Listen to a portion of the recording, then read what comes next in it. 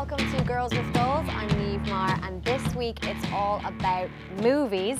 I'm very excited because we've actually never done a show which has been completely dedicated to film, and in particular we're going to be talking about women in film, so I'm very excited to welcome my guests to studio this week. So film critics Chris Wasser and Cara O'Doherty are with us. You're very welcome to the show. Thanks for coming in. Thanks for having us. So, oh God, snap. Timed it. Look at that.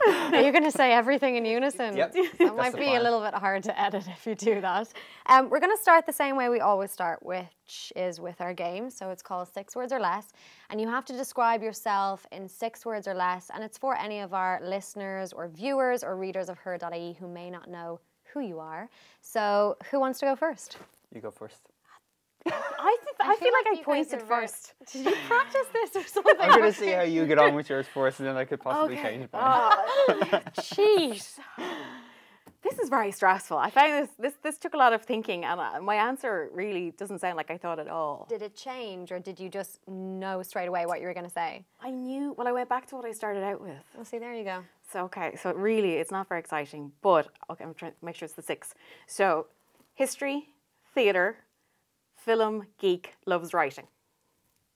I like that. I like that. Yes. Wait, I think I counted wrong though. For a second, I was stressed now. Yeah, You didn't go over, did you? That was 6, No, yeah, right? that Okay, amazing. Well done. That was Thank great. you. And very informative. I love the ones that are very informative. Sometimes they're a little bit... No, they're great. Everyone's brilliant. Thank you so much for coming on the show. That was brilliant. Chris? I put far too much thought into this, more thought than I is hope probably... you actually did some research on what we're going to talk about as well, or did you just I didn't have time for that. Yeah, no, I me didn't have neither. time. No, just so focused on the 6 words. Yeah, I don't know what films we're talking about today, but I do know how to describe myself in 6 words or less. Fantastic. Sing Street Boy turned arts journal. Ooh. Nice. I think that pretty much sums up that, you know, past pupil of Sing Street CBS, straight after school, became an arts journalist, and it's been all downhill ever since. So, yeah, that pretty much sums me up. All downhill ever since. That's great. Brilliant. It's nice to start on a positive note. Yeah, I'm excited about it. So speaking of movies, I want it to be known, let it be said, I am not a film critic. I like movies, I enjoy them, but I don't know everything about them. And I also haven't seen a lot of what we're going to talk about, but some people haven't. But when this comes out, a lot of these movies will be out and people will be able to go and see them. But the reason why I wanted to kind of do a show like this was because 2 of my great loves are kind of being combined on film at the moment, and that is history as well. I love history, and women. I love women, obviously. So I just thought it was a really great time for women in film. So I wanted to kind of talk about that. And I think we should start with the film that I've seen, because then I'm just going to shut up for the rest of it and let you guys talk about it. But it's The Favourite. So I saw it last week, and it was... Actually, I'm not going to talk about what I think. Let you guys talk first and tell me what you guys think about it. How did you get on with it? I was about to say the same to you. I absolutely adored it. Really? Absolutely loved it. I'm a big fan of Yorgos Lanthimos. I hope I'm saying that right. Yeah, you got it. Way better than how I'm going to say it anyway, so, which I'm not going to. My Greek holidays clearly paid off there. So yeah, I love his work anyway, and I love the fact that he managed to bring a lot of what his unique characteristics he brought to this, but it is more mainstream as well. It's just this film is really. It's the performances that make it the absolute winner. I mean, Olivia Colman is outstanding as Queen Anne. She's unbelievable in it, and I think like for anybody who hasn't seen the movie yet, this is one of the other things that I have to be very cautious of. So obviously we're not supposed to give spoilers and stuff like that. See, I wouldn't know that because I don't do shows based on movies. So like, so what happened in the end? But it's a historical movie, so we can say that it's focused on a time in her life which was a really hard time for her. So she had suffered 17 miscarriages, which is just unbelievable heartache. As well, she was kind of going through a time of turmoil. There was a war that was raging, and she was being advised by people who through the film, maybe did they have her best interests at heart, or was it kind of just about it? And it was really this power struggle between 3 women, which I found so interesting. And of course, the performances as well were absolutely outstanding. Chris, what did you think about it? Yeah, no, I loved it. I probably spent a little too much time at the beginning looking for complications, and the reason for that is because I'm a huge fan of Yorgos Lanthimos' work, and if you've seen The Lobster with Colin Farrell and Rachel Weisz, or The Killing of a Sacred Deer with Colin Farrell again, Barry Keoghan, Nicole Kidman, everything in his films and everyone in his films, they sort of exist in this kind of Beckett or Twilight Zone sideways world, and everyone has a funny way of saying things or behaving. So with this, I thought, okay, well, this is going to be round 3 or round 4. I think it's his fourth feature-length film, where everyone's a little bit odd. But I slowly realised this is very accessible, and it's probably because I don't think Yorgos Lanthimos wrote the script, but he still brought a little bit of a quirkiness to it, and he's also, you know, rounded up again another astonishing cast. But I loved this, and I loved it because, you know, we'll probably get into historical accuracies and all of that. You know, with other royal films that are out at the moment, with other historical dramas, nobody was in that room with Queen Anne. Nobody knows the conversations that happened between Lady Churchill and Abigail, Emma Stone's character. So it's kind of, everyone has free reign here. And Yorgos Lanthimos and his screenwriters, they've decided to just explore the really decadent side of everyone's personalities and the debauchery that went on and the horrible ways that, you know, these women treated each other. There was very little that was likable about any of them, to be honest with you. I kind of like the rabbits the best. That's not a spoiler, like, there's rabbits. Yeah. But I mean, I really did think that you're right. They absolutely honed in on probably more of the obnoxious side of what these women were like. At one point, I think there was one scene where she's just running through the palace screaming because she didn't know where she was. And I find it very hard to believe that that actually happened. But at the same time, it very well could have happened. We don't know. Oh, they did. Her health really did decline in later years, and she had mental health problems as well as physical ones. She had gone through the traumas of losing so many children. The one child that was born died shortly afterwards. So she really was in a very bad state, and she was very much taken care of and cosseted so that people wouldn't see how far she had fallen. But she definitely, I mean, I said there was a good chance that she did. When you think of like the madness of King George and the mad things he did, and I mean, there's accounts, I know it's French, but Sir Louis XVI was famous for running through the gardens, raving like a lunatic. So I think the royals they would have gotten away with doing some crazy things that we wouldn't see them doing today, for example. Is it kind of fair to say, Chris, that it's not a film for everybody? It's not, but Yorgos Lanthimos' films are a little bit like that. I've talked to people who have hated The Lobster, hated The Killing of a Sacred Deer. I've talked to people who just weren't on board with The Favourite, that weren't able for. One of the criticisms I heard was that the score is just constant doo-doo, almost a little bit like a Jaws theme to it. It puts you on edge. It does put you on edge, but it's the performances that make it stand out. One of the things that I loved about it is there's a quite a large male cast in there as well. Is Joe Alwyn in it? Nicholas Hoult. But the men in this film are portrayed as Egypts because they were and still are, whereas the women are portrayed as. Now we're getting to it. We're getting to what we're all here to talk about. But I do believe that the women in this film are portrayed as the ones who knew how to get things done, and that there comes a stage even where, you know, it's not a spoiler to say that Queen Anne was in a secret relationship with Lady Churchill, Rachel Weisz's character, who was her confidant and her secret lover, but also that a relationship ensued between Abigail and Queen Anne. And although there was love there, but in most cases lust, they still despised each other at times. But they all had plans of how to retain power and how to climb that social ladder, particularly with Abigail. But just the things that these women would do for power, they knew how to get stuff done, and there was nothing that they wouldn't do to get there. There's so many historical films that show this power struggle with women, and the other one that's out at the moment is Mary, Queen of Scots. Now, I haven't seen the film yet, but by the time this comes out, it's going to be out in cinemas, so maybe I will have seen it, actually. It's hard sometimes to predict the future, but I'm going to see it as soon as I can, and it's getting really great reviews from critics, actually, and Rory Cashin, who writes all about movies for Her.ie, wrote a piece about it. He actually said that Margot Robbie and Saoirse Ronan were the best things about a kind of average movie. So I don't know, like, is that something that we can expect? Because obviously everybody is just throwing Oscar at them and stuff like that. But I mean, you both have seen this movie. So before we talk about kind of the theme of power within this movie as well as The Favourite and more to come too, what did you guys think of the film in general? I think with Mary Queen of Scots, this is probably the second Margot Robbie film that where a year before it's come out, or even before it's made. Do you remember the Christopher Robin film that she made with Donald Gleeson? Yes. You read so many news reports of, you know, Margot Robbie to star in Oscar-tipped film, Saoirse Ronan to star in Oscar-tipped film. So Margot Robbie and Saoirse Ronan have had this a lot. A year goes by, the film comes out, you know, you've heard so much buzz about it, and then you're disappointed to see this is quite an ordinary film. The performances in it are very good, but it's quite ordinary. And I think the reason for that is that, you know, and I don't want to be unfair to the film's director, Josie Rourke, she kind of comes from largely a theatrical background. And while I was watching this, I kind of got the sense that this is almost like a filmed play, and things that might have worked on the stage are not coming across very well on screen. Wow. And there's a clunkiness and a theatricality to the screenplay as well. Bowen Williman actually wrote the screenplay. He's the creator and the former showrunner of House of Cards. I think he left there before it all went a bit sideways at the end.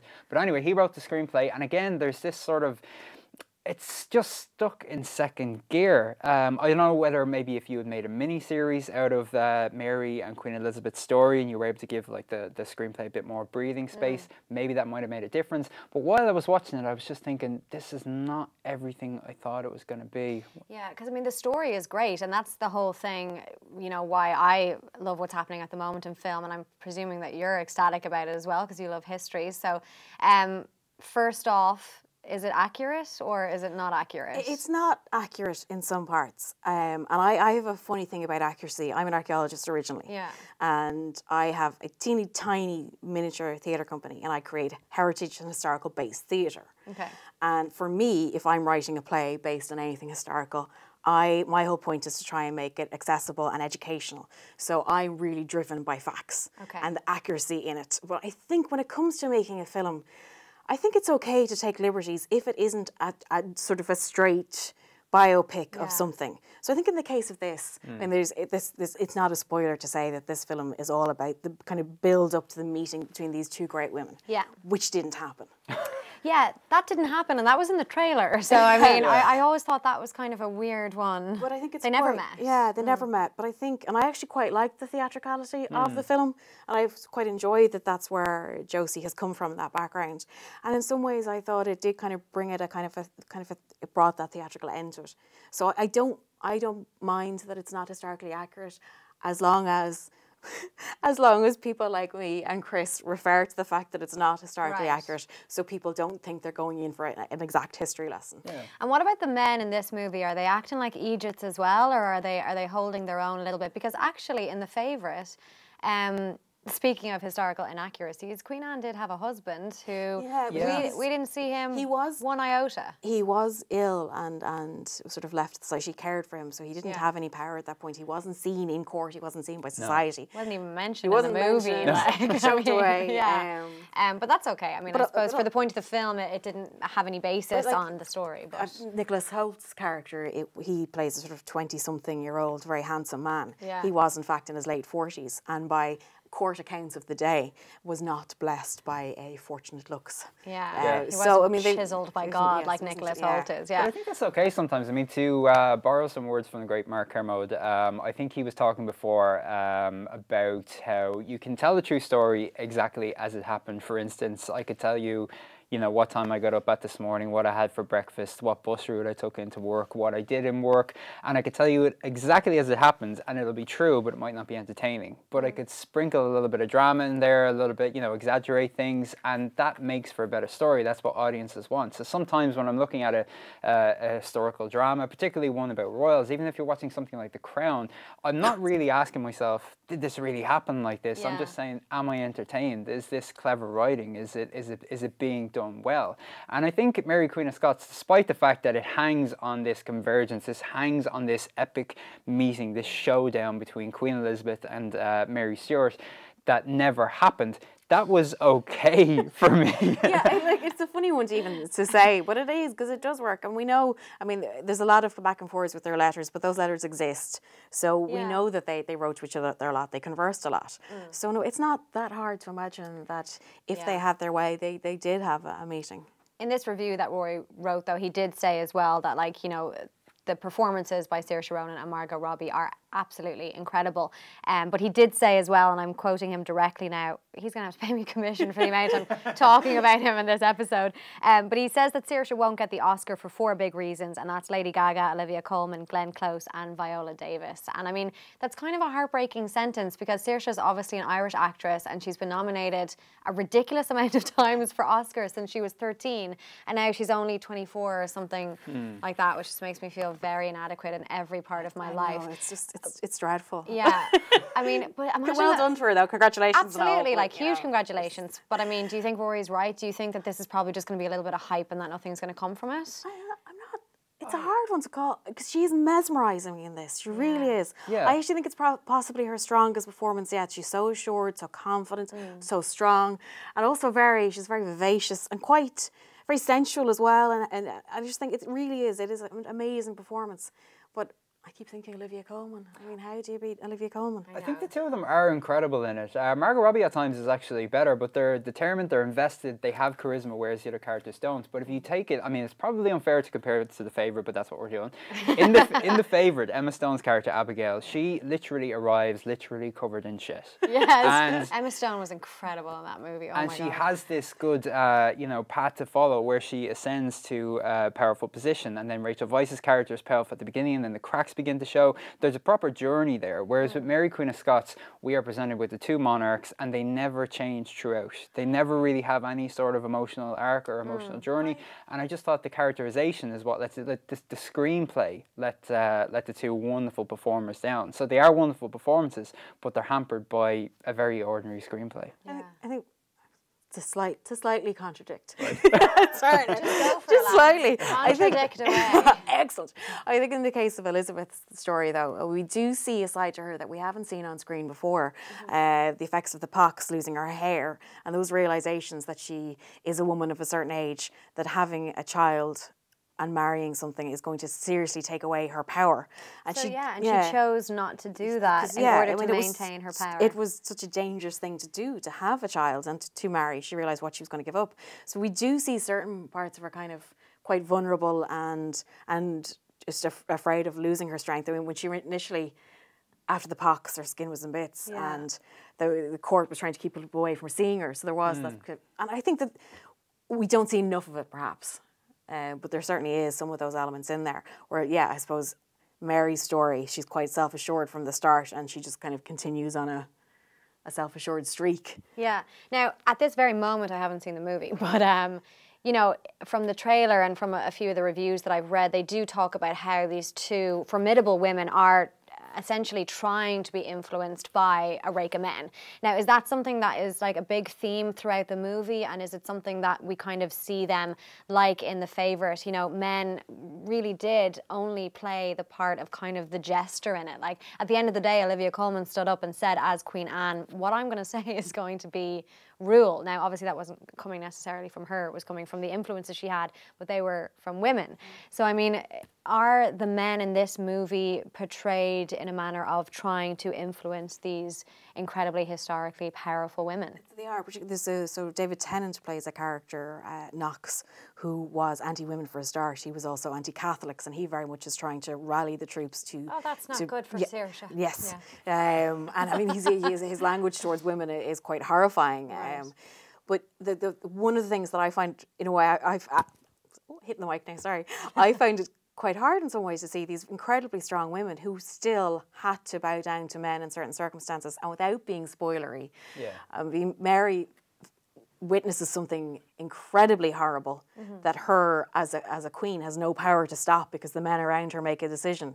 And again, so it's hard not to be spoilery, but a few things that happen, they're all still being directed by men, and no matter how many times she can stand strongly and say, I am your queen, this is the way things are going to be done, they still have so much power over her. And I actually find it quite hard to watch, though. Yeah. Because I was thinking, you're literally the most powerful you can be, and you're still in the situation where you're being directed by them. Or at least, in a way, Elizabeth was very much controlled by a male court around her, but at the end of the day, she had her own say. Yeah. The things that happened to Mary, they never would have dreamt of doing to Elizabeth, because her power just was that great. But she still had to listen to them. Yeah. And I did find that quite interesting, that particularly with John Knox's character, and David Tennant just goes for it as well. Yeah, he just eats it up around himself, yeah. Yeah, a John Knox film would be very entertaining. But the way that they just see these two monarchs as figureheads and nothing more, and that if they shout at them loud enough, they'll change their minds, and that they're horrified then to discover that it doesn't matter how much we chip away at this, it's not going to change. These two women are not going to stand down. And that was interesting to watch.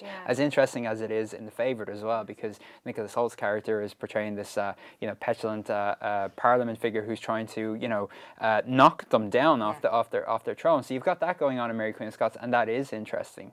So again, the men are portrayed as quite nasty. Yeah, whereas The Favourites are they're a bit daft and silly, whereas they're quite sinister in this. I mean, just moving on to another film now, Colette, which is another historical period true life drama, essentially. It's portrayed by Keira Knightley as kind of the starring role in it.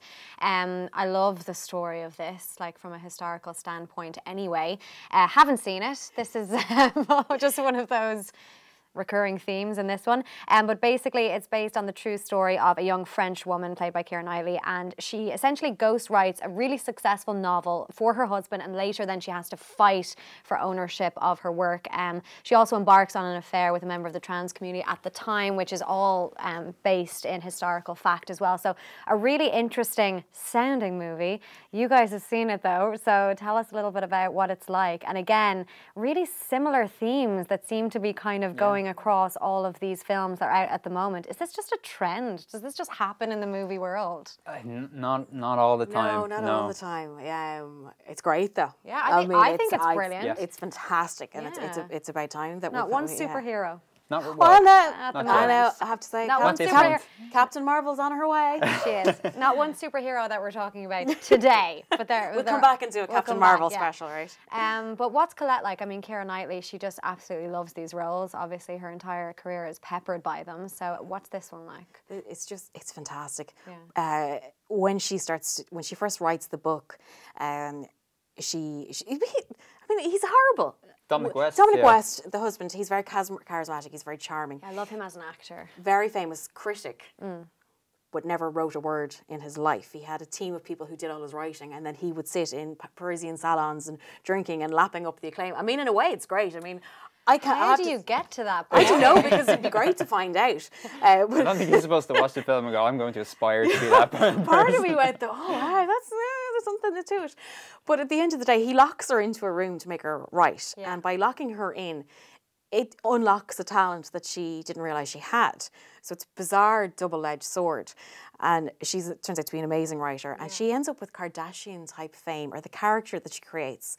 People want to be her. There's everything from soaps to fashion changes. Merch and There's stuff. everything. Yeah. It's incredible. And as she kind of realises that she needs to have ownership of her own work, she still can't because she's under the thumb of her husband. So she kind of starts to play him at his own game a little. She's very much right. Okay, so I can't own the book, but she starts having affairs and doing things that weren't sort of socially okay at the time, and very much kind of throwing things back at him. And it's as she gets more power and plays him at his own game, she starts to kind of overtake him and overshadow him, and it's brilliant. Yeah, I mean, what do you think, Chris? What did you think of it? Is there a reason why Colette doesn't seem to be getting the massive column inches that say, like, you know, the other movies, which are pretty similar if you look at them from the point of view of, like, there's a huge Hollywood A-lister at the front of it. It's based in history. It's about a woman in power, or a woman struggling to maintain or get her power. So what's the reasoning behind the fact that it maybe hasn't gotten as much press? I don't know. I'm slightly baffled as to why it has been buried.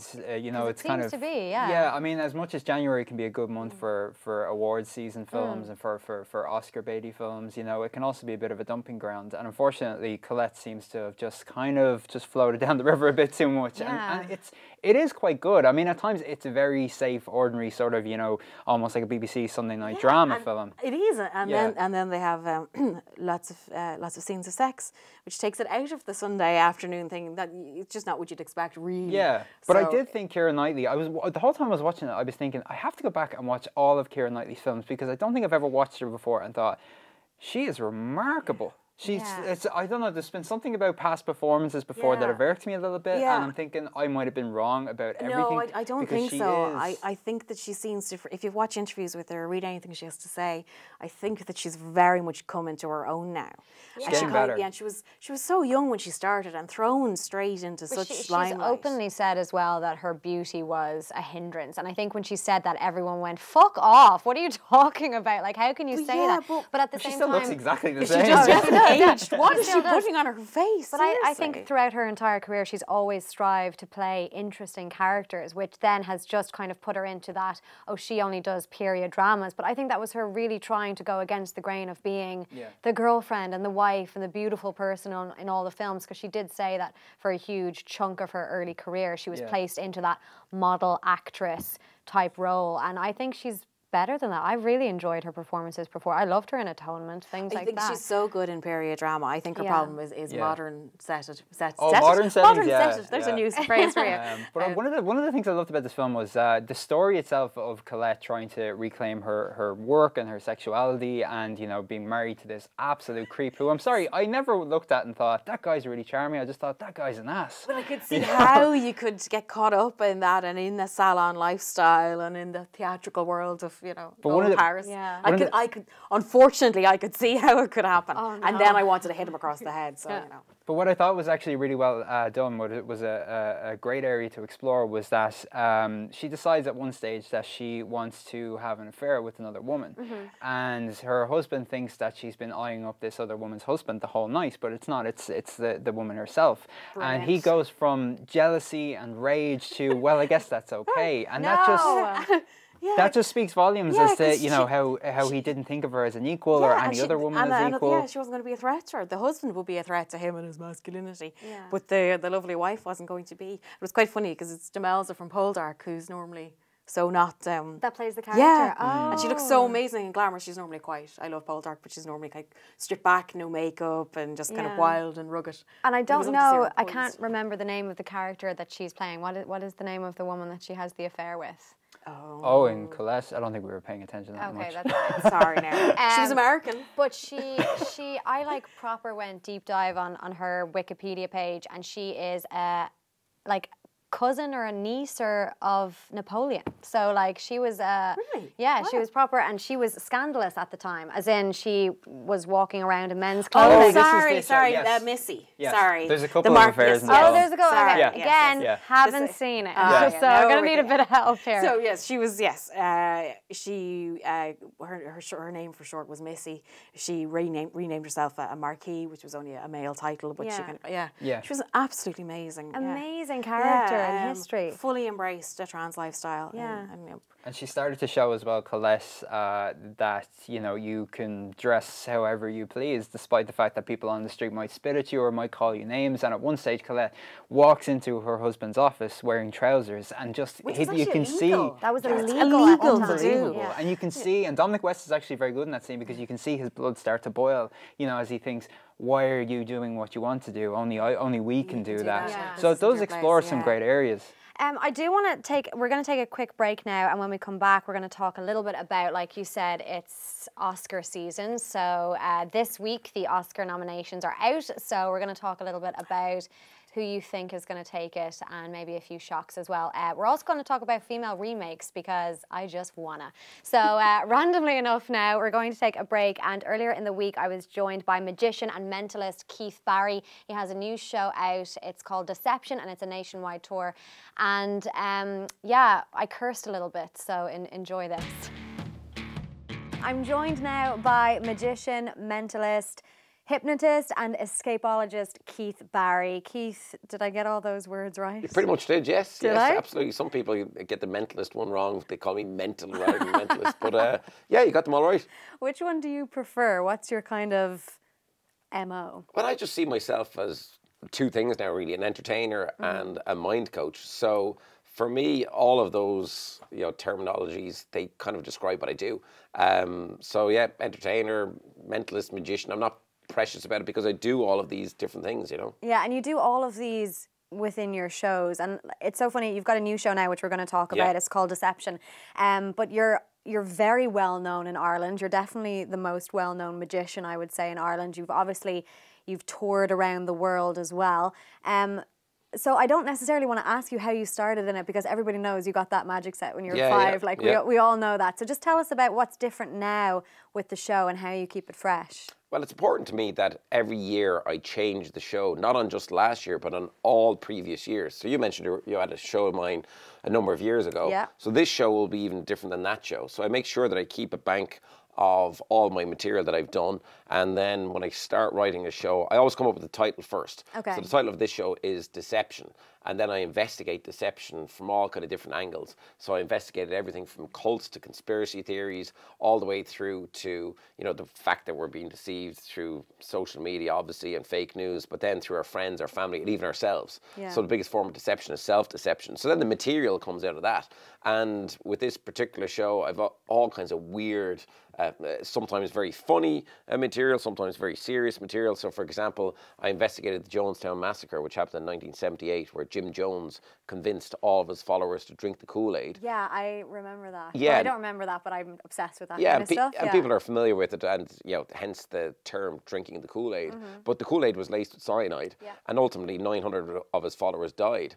And my question that I pose in the show is, how could one person deceive so many? Yeah. And then I perform an acid Russian roulette in the show based on that. So sulfuric acid and water are poured into glasses. The sulfuric acid, we perform a chemical reaction to show it's the real deal. And then ultimately the 2 glasses get mixed on a lazy Susan, and so you can't figure out which one is which. And then ultimately at the end of the show, someone is invited to drink. No, see, I was about to say, I hope that's not audience participation. It is. That's you. It is, because the question is, can I convince somebody to drink the potentially Kool-Aid, yeah. either the sulfuric acid in this case, or a glass of water, not knowing which is which.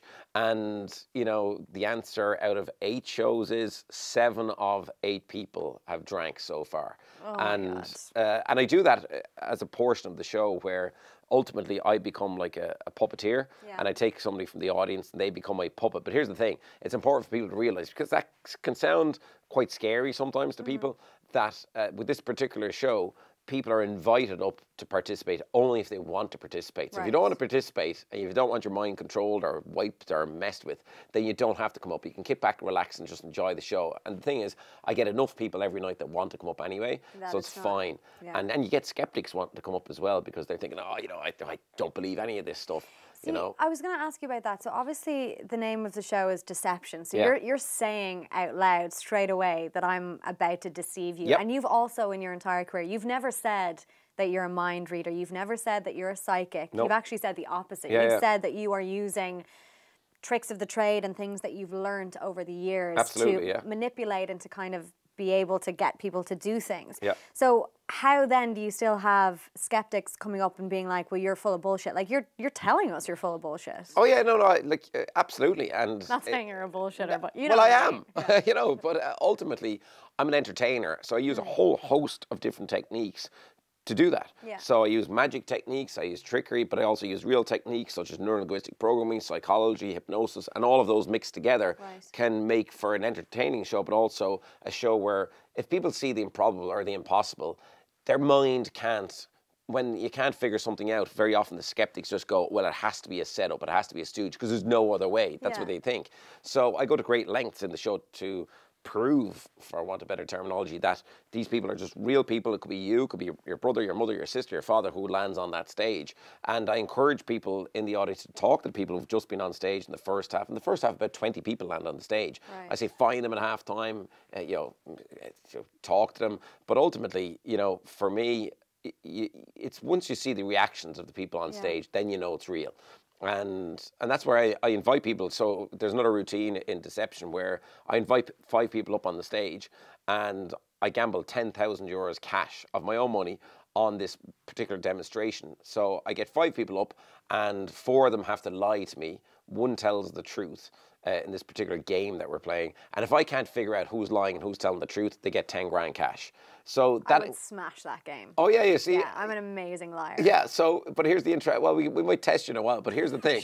But here's the thing. Like that encourages the skeptics up, and then when you fool the skeptics, everybody knows again that it's real. And you know, and I love that. And you know, we talked about social media a little bit off air, but ultimately, you know, we're in a world where we kind of know that we're being deceived through fake news and whatever. But more importantly, we're deceiving ourselves because we're taking all these Instagram photographs all day, every day. We're adding to our stories. But most of the time, like 99.99% of the time, they're all positive and beautiful because they're airbrushed and they're filtered. But yet behind the scenes, you've got 2 sick, crying kids, you know, waiting for their dinner, and you've got the dishes to be done, but you've got somebody, you know, either mother or father standing there pouting their lips while all this other shit's going on in the background. So ultimately, we're kind of deceiving ourselves, perpetuating this myth that we all have these perfect lives. And, you know, we all talk about putting up quality content on our media channels, but if you look at the bigger ones out there, it's absolute crap that's up there. Yeah, you know, so I mean, fair point. You speak as well, you've spoken in the past a little bit about subliminal advertising and kind of the amount that we're influenced without even realizing it. And that's a huge amount of what you do as well with your like kind of brain hacking stuff that you do.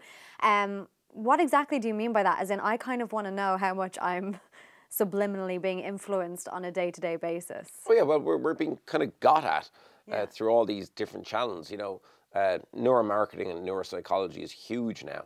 So all of the bigger companies, they're hiring neuroscientists to figure out how to make us addicts to certain things. So No, for example, they're not. oh yeah, no, big time. It's a huge industry now. What? Absolutely. You think Facebook is just like a bunch of tech nerds programming Facebook? No, it's not. They figure out how to give you dopamine dumps. So you feel it. So for example, with social media, we all feel like we're missing something if we're not checking it all the time. That's not a mistake. That was done by neuroscientists and neuropsychologists, designed that way so that every time that you check Facebook or Twitter or Instagram, you get a dopamine dump in your brain.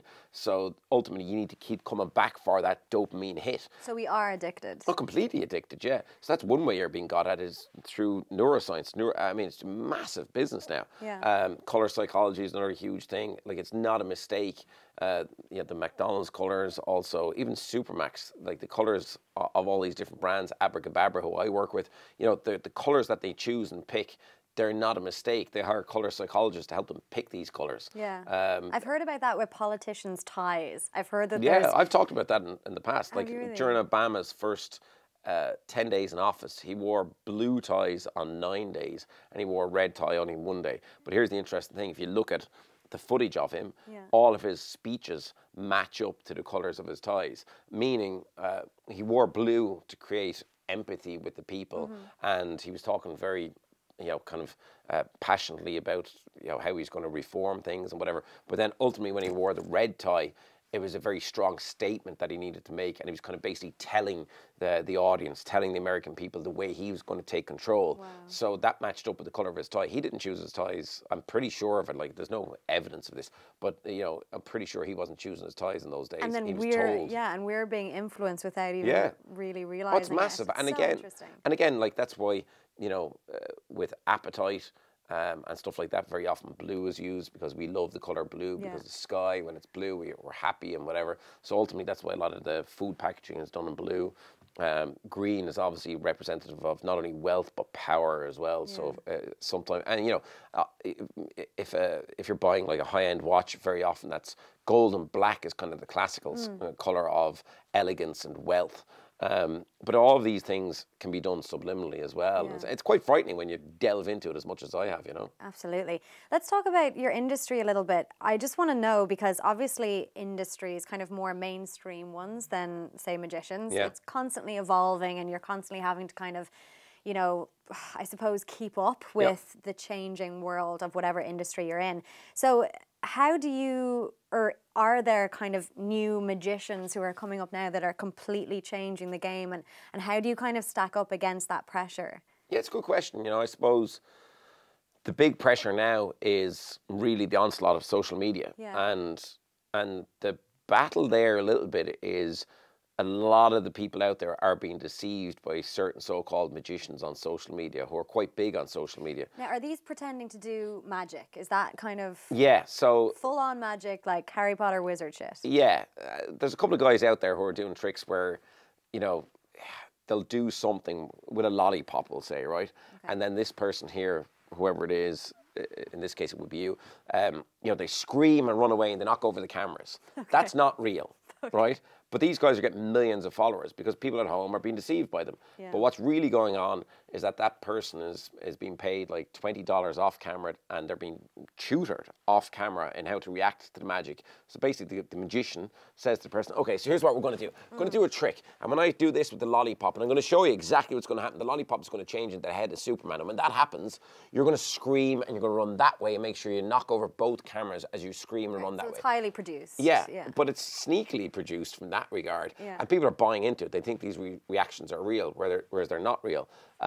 So that's kind of a bit of a battle now, because like, how do I compete against them? And the only thing that I can do is stay true to myself, and hope that people enjoy it, because and ultimately, like, when you see these guys then in an environment that's outside their control, as in Her.ie, girls,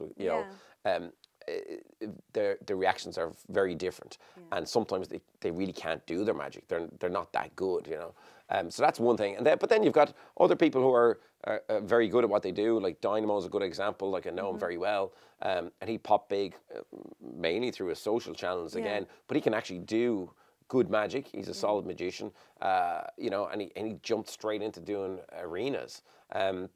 So I think for me, to go back to it, it's all about being unique, different, coming up with new material all the time. That's why I'm very proud of my live shows. And that's where I stand, I suppose, different from most of the crowd, is that I can do what I say I do, and I can do it in a live environment, random, and produce a good, 2.5-hour theatrical entertainment in front of 2,000 people, Absolutely. That's terrifying. I don't know how you do.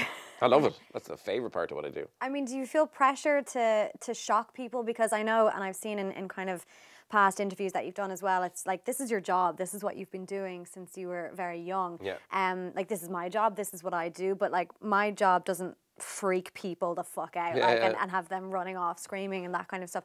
Do you feel that pressure to kind of continue to shock, or do you just know yourself that you're going to be able to do that? Yeah, I don't feel the pressure to shock. I feel the pressure to amaze, amuse, hopefully astound, and inspire people as well. So very often I pepper my shows with things that I at least hope are inspirational.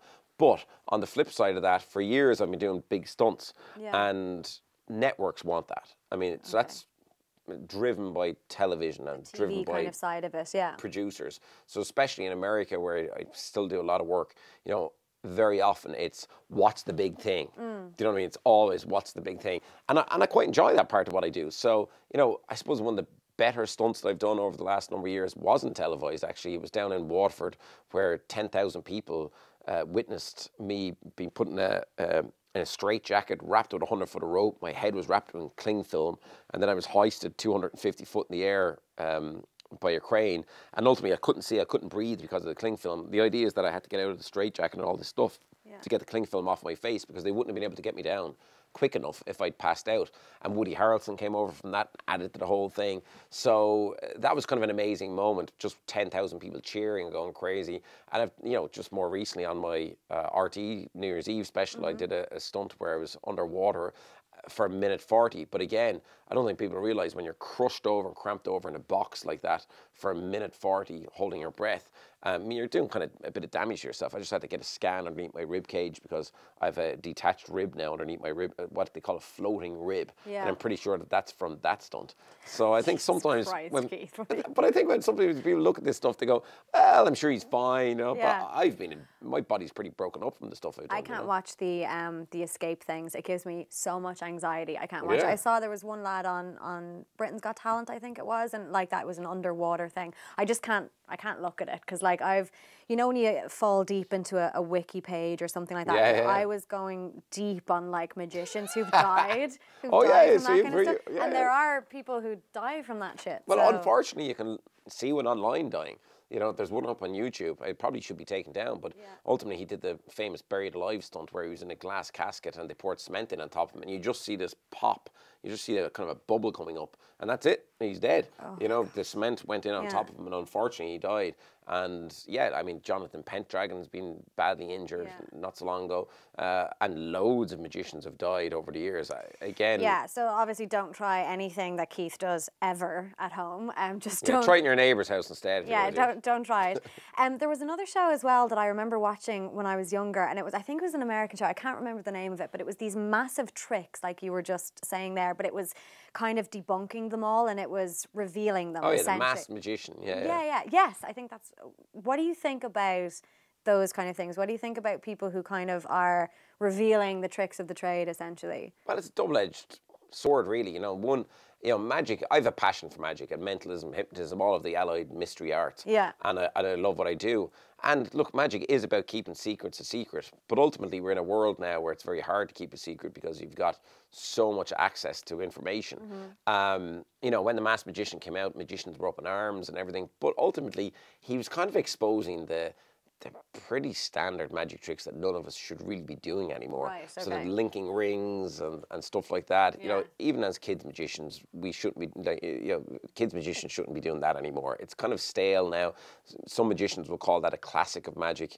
It's not a classic anymore. So, you know, he kind of exposed that kind of stuff. So then I suppose the professionals in the industry, me being included, we decided, like, well, actually, let's make this help us. In other words, let's develop our own techniques, our own tools, our own secrets, so that ultimately we can't be busted out because people genuinely don't know how we're doing what we're doing. So I suppose in one way, of course, it was bad because he was exposing secrets and whatever.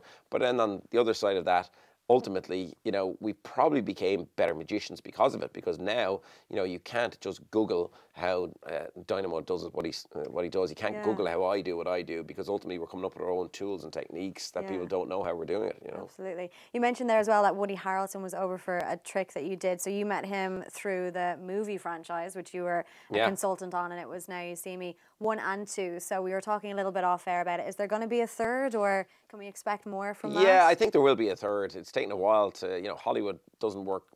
And sometimes it works really quick, and then sometimes it works really, really slow. So, look, the rumblings are there's going to be a number 3. I've been in contact with Lionsgate, and the writer Ed Solomon was over recently to my house, and Woody Harrelson was in my house not so long ago as well. I brought him to Searson's pub on Baggot Street for a couple of pints. And so, yeah, I think there will be a number 3, and if there is, I'll definitely be involved as well. So, is it frustrating? It's frustrating, rather, trying to teach people who aren't magicians how to do tricks, or was it? Not at all. It was great fun, especially, you know, with those actors. They're such professionals. And look, Lizzie Kaplan was amazing. She wanted to learn how to produce doves, so I taught her how to produce doves for Now You See Me 2. And then, you know, Woody really wanted to learn mentalism and hypnotism, which basically meant me and Woody Harrelson going out in London late at night to bars and him trying this stuff on real people, which was great fun. Just got to hang out with Woody in bars. If Woody Harrelson came up to me in a bar, I would be I just say yes to whatever. Like, I'd be like, yeah, I'm absolutely, you're reading my mind 100%. But here's the interesting thing. So he was invited on David Letterman to promote the movie, and you know, Letterman wanted him to do something on him, and there was this whole thing of what he was going to do. So ultimately, I taught him this trick, and he went on Letterman, and he destroyed Letterman with this trick. And you could see Letterman, because Letterman's not a fan of magicians. He always likes to try and bust magicians out. That's why David Blaine has never been on Letterman. He never went on, because Letterman is unkind to magicians. He's not kind to them. So I think he was going to try and bust Woody out. Right. But the trick was so good that he just caught Letterman off guard. And you can see it, it's up on YouTube. Yeah. And, you know, Letterman was really, really amazed at the trick that Woody did, you know. Amazing. Right, we're going to get a trick from you now, I think. Oh, absolutely. But before we do one, do tell us about how people can get more information about your show. So Deception, it's running till like mid-March, isn't that right? Yeah, March 16th we finish in Cork, in the Everyman in Cork. They're nearly sold out. Still a few tickets available for those. So it's nationwide. Nationwide tour. I'm up in Galway. We go all over the country. I've got 2 more in the Olympia, February 1st and 2nd. I was just in Olympia last Friday. Yeah. I was completely sold out. Amazing night. And February 1st and 2nd, though, still just a few tickets left for both of those dates. So all the dates are up on keithbarry.com, also MCD. And then, of course, you can follow me on Instagram, Keith Barry Official there. So mad about the social media. Yes, I love it. I love it. Yeah. So here's the thing. I'm going to pull in this table. Okay. So psychics, you mentioned psychics earlier, Yeah. okay? And I've kind of looked at psychics and examined psychics, and just a personal thing. Do you believe in them? No, I've yet to find a psychic that I see is even close to what I would believe is the real thing. Okay. But I'm just kind of interested in them. And for years, psychics have used various tools and techniques to apparently divine the future or read somebody's mind. So they've used crystal balls, we know about those. They've also used like tea leaves, have you heard? Yeah, Tea leaves reading. But here's the interesting thing, it all kind of stemmed from the shamans in the Amazon. The shamans in the Amazon, if you Google it or find out, they used to break off twigs off of certain trees, and they would shake those up and they would throw them down, and then ultimately they would give a reading based on the way that the twigs would land, based on the way the person would throw them. Okay. So we're going to try that with you. I don't have twigs, but I've got these, just little coloured sticks. Okay. And I'm going to give you a bunch of these. We won't use all of them. We'll use about half of them. And I want you to shake these between your hands. So grab them between both hands, just shake them up and down a bunch of times. What if I do this wrong? Don't worry about it. Okay. Just shake, shake, shake. Now, look at me. As you shake, just take a deep breath in and out.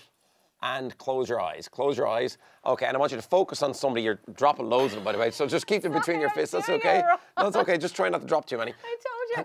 Don't drop any just yet. Okay. And in your mind, as you shake them, I want you to think of somebody that you haven't called in a while. Okay, focus on that person, whoever he or she is, and now open your eyes and just toss the sticks down the table. There we go. Okay, good. All right, so let me have a look at the way these have landed, and hopefully these will give me some kind of clue as to this person and whoever he or she is. Now, if I look at this way with you, just yes or no, I'm seeing that that looks like a T right there. Just yes or no, is there a T in this person's name? Yep. Yes, good. Okay, now focus on all of the, yeah, so I'm right next to the T. There's just one stick landing this way, so there's definitely an I in the name. There is an I in the name, isn't there? Yeah. Yes, good. Okay, and let's focus now around, let's see what other letters I can see here. I'm just trying to figure out, oh, if I look this way, I don't know if you can see it, oh, it's upside down. If I look this way, that looks like an E. There's an E in the person's name as well, is that correct? Yeah. Yes, okay, hang on. And that, I don't, you can see it very clearly from your side. See the two purple ones? That's definitely, that looks like a V to me. Is there a V in the person's name? Yeah. Okay, I'm going to decipher based on those letters a name. Focus on the name of the person, but don't say it out loud. And this is a person that you haven't talked to in quite a while. Yeah. I'm just going to write it down. Look at me. Yeah, I'm going to go for this. Okay, based on the way those landed, and you could have thought of anybody, yes? Okay. And it's important for people at home. You didn't tell me the name of this person. You didn't tell anybody here the name of this person. Okay, for the first time, name out loud. Who is this person? Stevie. Stevie. Yeah. Stevie. And spell it? S-T-E-V-I. It's a weird spelling. Oh, okay.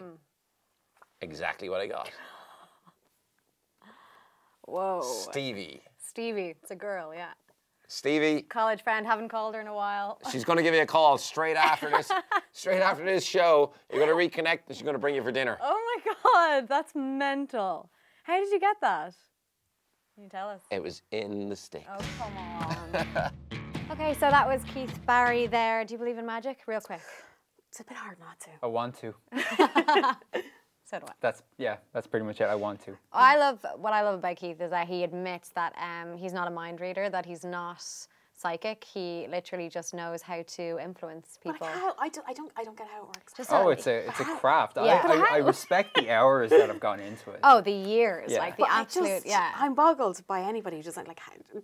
I always think about if I had the gifts that he has in terms of being able to read people and being able to like tell what people are thinking, I would just go around doing that all day. I wouldn't put on shows. I wouldn't show anybody. I would just. That'd be amazing. Oh yeah, I would. Secret superpower. I think what I would be doing is using it for evil if we really think about it. Okay. So you can get like pin codes and stuff. Right, I revealing would far too never much do about that. yourself. I wouldn't even thought of that. Yeah, no, me neither. I would never think of that. That's Wow. so weird. I don't know why you would say that, Cara. And now it's on camera forever. Damn it. So another thing that I kind of want to talk about, just quickly moving away from that.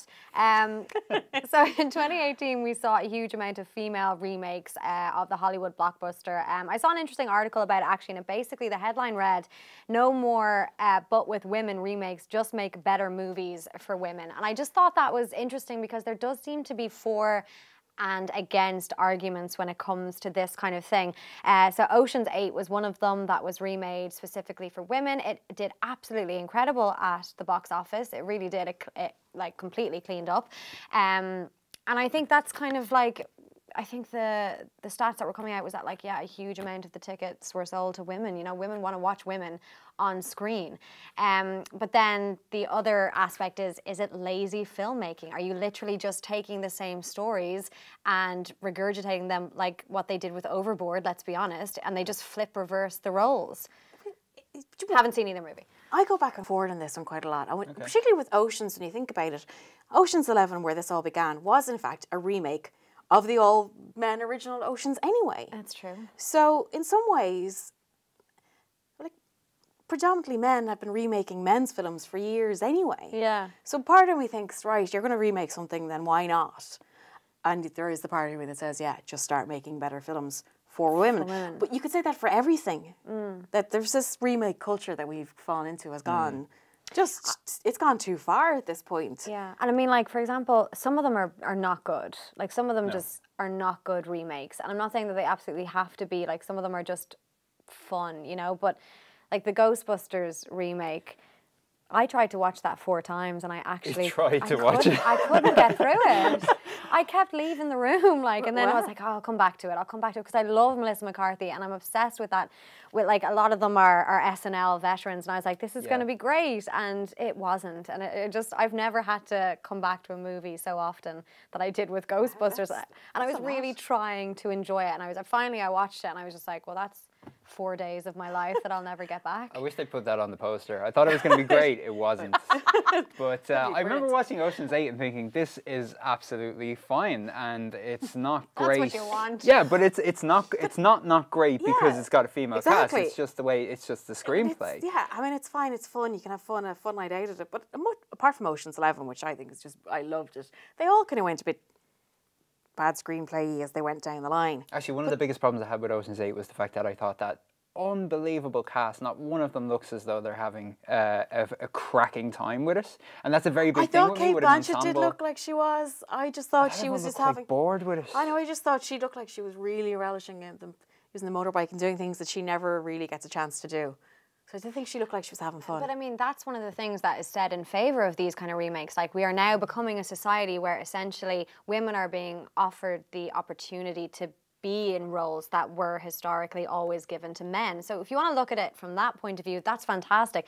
You want to look at it from the other point of view, it's pretty cack, as in, like, no, we should probably do better. But I think with the movies that we talked about in the first half show, we are doing better. Like, absolutely. You know, there are incredible roles out there now for women, and there are women that are doing incredible things in film. So I mean, it's kind of looking at it both ways. I mean, there's always going to be dodgy remakes. There's always going to be films that are made purely for fun. There's always going to be bad films made. I'll never really understand why that happens. Because who pays to make a bad film? And then there is the opportunity to make some really amazing films. So I mean, there's a bit of a room. There's a box for everyone, really. Yeah, I think I read that article that you were talking about, and it kind of reminded me of poor Steven Spielberg a couple of years back was asked a question as to whether Indiana Jones could ever be female, and he answered by saying, yeah, but we'd have to rename her Indiana Jones. And I thought, that's his surname. Why do you have to change it? I was clearly, you know, obviously the brain just stopped working there for a second. But whenever we're asked, you know, should there be a female Bond?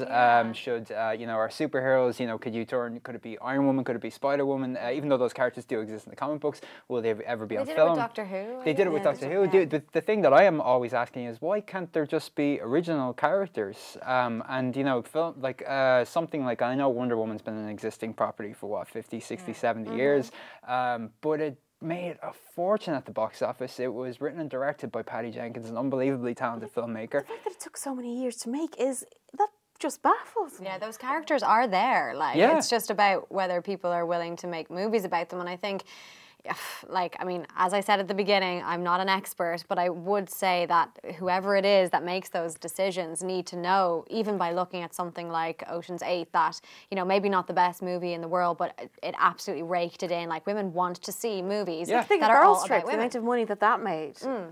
I mean, like, and that is a funny film. It's not a funny film. It's a very funny film. It annoyed me so much.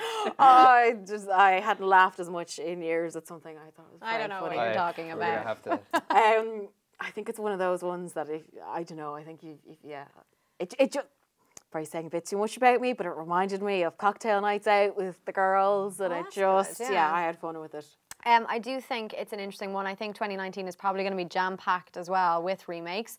I don't know any of them that are coming down the line, but I'm sure they're there. Hopefully they're going to be better than Ghostbusters. Hopefully. That's all. But there is a new Ghostbusters coming is, out, yeah. and nobody's giving out Yeah, about exactly. the fact. Why is nobody giving out about that? That's, Yeah. But it's men, isn't it? Exactly, so no one's giving out Yeah. about it. I heard that a couple of them just aren't interested though in doing it, but I think Dan Aykroyd is on board. So Yeah, I don't think nobody asked for it. No. You know, Jason Reitman went on his Twitter. Jason Reitman being the son of Ivan Reitman, who made I the never first asked one. for the second Ghostbusters originally. Exactly, yeah. And I think those films, look, the first one was very good, but they're held in this high regard where I think, is that kind of, was it there's self-created something- a little bit by the people who actually made it? Yeah, I think they should go back and try and do the Ninja Turtles again. I really think that can be done better, and I love them, and they should be afforded the opportunity to sparkle on film. Ah, there we go. I've said it. I've said it. That's the Waiting only for thing. years That's to say that. the only thing I wanted Okay, to who's say. your favourite about- turtle? Well, I mean, it has to be Leonardo. I would imagine. Yeah. Leonardo, yeah. Right? Yep. Okay. Let's just talk about this forever. No, let's not. So, Oscar season, quickly before I let you go, because I've kept you for a while, what do you think is going to be the absolute big hitter this season?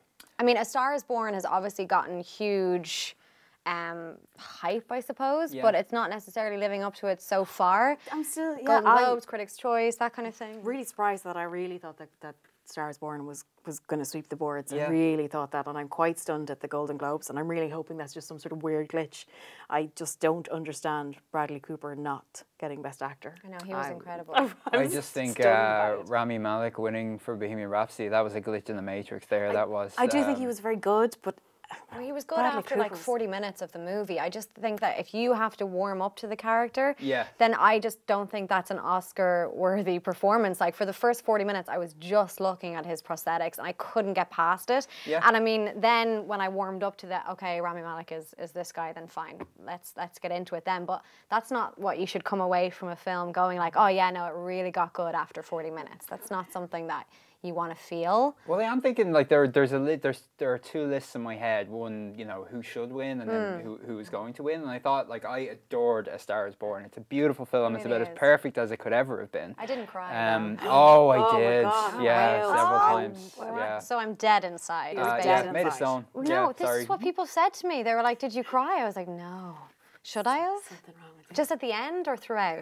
I started at one point, and I started again at another point. There's the two brothers have a scene together, and that destroyed Oh, me. yeah, I yeah, mean, that killed me, really, yeah. that absolutely killed me. Yeah, it and I was tend sad. to not. I'm not a crier at films, but it destroyed me. No, I didn't cry. Maybe I should watch it again. Do, yeah. Maybe Oh, I'll I cry plan the on second watching time. it several times. I actually got the soundtrack on vinyl yeah, for it's- Christmas. it's- I oh, was very vinyl. happy with that. Wow. Yeah, Wow. yeah. I've said too much, but I do think, you know, Bohemian Rhapsody, I'll always say it. I know I've gotten several digs in about that film, but it wasn't even the best film released the week it was out, and it just baffles me that it might potentially. I think it'll probably pick up a few Oscars. I'd say Vice probably will as well. A couple of months ago, if you said to me, you know, what's going to win everything, I would have said A Star Is Born. But judging the way the award season has gone, Seems to be gone. And I do think there's a weird politics associated with everything. As in, I don't know, but I've heard some interviews about the kind of ways in which they have to almost, what's the word now? They have to like almost sell themselves a little bit and sell the movies Oh, yeah. and all I that mean, kind of stuff. That is certainly part of it. I suppose it's like anything, kind of anything that's anything that's elected. There's some Oh, sort sorry, of yeah, campaign. campaign. That's the Yeah. word. So, like, there's huge campaigns that go behind it, and I wonder about how much that actually influences the overall decision. It would be really sad if that's what it's based on, but I mean, you would hope that maybe it's not. oh, apparently the Oscar tours and the actual campaign, like to right up until that day, is more tiring for the performers than the actual Yeah. performance was, and it's just to stay in voters' minds right up until the last minute. Because I mean, the jury, or the Academy, they watch an extraordinary number of films. Yeah. I mean, it is extraordinary. Yeah. I think they need to redo the system, and rather than everybody have to watch so many, that a certain percentage has to get through this lot, and this lot. Yeah. What do you guys think about Olivia Colman? Do you think she's going to take it? For Best Actress, I don't think so. I think that will go down between Glenn Close for The Wife and Lady Gaga for A Star Is Born. Although it is a remarkable performance, I think if she was nominated for Best Supporting Actress, she'd run away with that. Really? Yeah, but it's too tight between Glenn Close and Lady Gaga. Yeah. And Lady Gaga is fantastic. Yeah, she's acting a bit weird though now, so I don't know, like, as in the award ceremony, you mentioned before we had Conor Behan on the show, so he's kind of tracking her award season, if it were, and she's put on a bit of a different accent. She's put on kind of this, like, what film actors are trained to speak American, kind of old school, like it's a little bit of a throwback to the 40s and 50s. She's crying a lot and she's like saying how wonderful everyone is, and like Conor thinks it's absolutely gas what's going on now, as in she is acting and it's coming across. And remember the backlash that happened when Anne Hathaway stepped up there and started kind of performing a little bit during her season? I have a feeling that Lady Gaga she's so unusual and she's got a lot of stuff going on, so I would, unlike Anne Hathaway, who I believe it is a performance all the way, I have a feeling that with Lady Gaga it's that the personality she takes on is who she is at that time. I do find it hard to believe that she doesn't know how good she is, because she genuinely puts that out there, that she had no idea that she was going to do this great. She is probably one of the most talented people on this planet. Yeah, well, I thought that that Netflix documentary, 5'2", that was really good at exploring and getting under like the reasons for why she, you know, maybe lacks when it comes to self-esteem and self-belief. But another reason I do want her to win the Oscar is just for the chance for her to go up there and say, there's, you know, 100 people in a room, but one will believe in you, just so we can finally add that to the, I presume you've seen the video. Yes, I have seen the video, yes, absolutely. So, I mean, that would be great as well. And she is, again, one of the most talented people. I have the soundtrack as well. I listen to it all the time. We haven't spoken about men at all. So right before we go, Best Actor, Bradley Cooper. Bradley Cooper. Bradley for me. Yeah. I'd love Bradley Cooper to win. I think Rami Malek will get it for Bohemian Rhapsody. Really? Yeah. Which Christian Bale is he's incredibly good though in Vice. It's between incredibly the two, good. But I want Bradley Cooper. I just thought his performance was fantastic. He was absolutely amazing, yeah. Well, that's all the time that we have. Thank you so much for coming in and talking about movies. I think I learned a lot. I think we all learned a little bit about what you have on vinyl and how Ninja Turtles should make a comeback. And you now know what you need to go and see. Exactly, I need to see everything. Final word though, what is the thing that you're most excited about in film coming up in 2019? I have two things. Okay. Can I go for two? Sure, of course. I have to say I'm a massive, massive, massive Marvel fan, so I am dying to see Avengers Endgame. I have to say it. Is that going to be the last one though? Because they always always last say in this particular format. Okay. There will be more, but it's literally Endgame's game changer. So as a diehard Marvel fan, I had to say that. I'm a fan of Marvel as well, but it's getting a little confusing. I'm not going to lie to you. I have a wall chart at this stage. I make the wall. No. And then an Irish film, A Hole in the Ground. Yes. Oh, we were meant to talk about that. We ran out of time. The trailer is... I watched the trailer literally old school through my fingers. Like, it looks absolutely terrifying. And we're not necessarily known for our horror genre here in Ireland, are we? And there's been a few ropey attempts as well. We're getting a bit better with them as well. But if that trailer is anything to go by. Yeah, that looks absolutely terrible. I'm not going to go see it. I don't enjoy being scared. I don't know why anybody would want to go see a horror movie. Well, I'll actually say too that would be horror movies. I might as well throw that in there because I remember seeing the trailer for The Hole in the Ground with Sean Carslake and thinking, this is an Irish Babadook. That is going to be amazing. And it's premiering. It's premiering. I've invented new words. It's premiering at Sundance, which is amazing. Jordan Peele's Us. That's Yes. So it's his Jordan Peele's not a sequel to, but his first film since Get Out. Yeah. And it's another nightmare. Haven't they said it's pretty much in the same kind of vein as Get Out in terms of like thriller, horror? Freaked me out. It kind of looks like it's gonna mess with our heads, but I bring it on. Yeah, absolutely. Yeah. Love Get Out. I haven't seen Get Out. Oh, there you go. There you go. I'm sorry, but I do not like being scared. An ex-boyfriend of mine tricked me into going to see one of the Paranormal Activities. I don't know which one it was, but I didn't know I was seeing that until I was in the cinema. That's evil. Is that what why did he's you an think ex you were now? That is exactly why he's an ex now. What film did you think it was? I don't know. I wasn't paying attention, and he bought me a lot of sweets, and I was just really like, okay, popcorn, yay, cinema. And then the next thing, it just started. I was like, this is different. This isn't Care Bears. Yeah. This is Exactly, yeah. Family friendly. That is all the time that we have. Thank you so much to Cara and Chris. You must come back again. Maybe we could talk about movies more on this show. I think Did I do okay? You did. Yep. Did I? You did, absolutely. Go watch some more movies first. Thank you as well to Keith Barry, of course, who was on as well. You can go check out all the tour dates for Deception on his website. I'm Niamh Maher, and we will chat to you next week.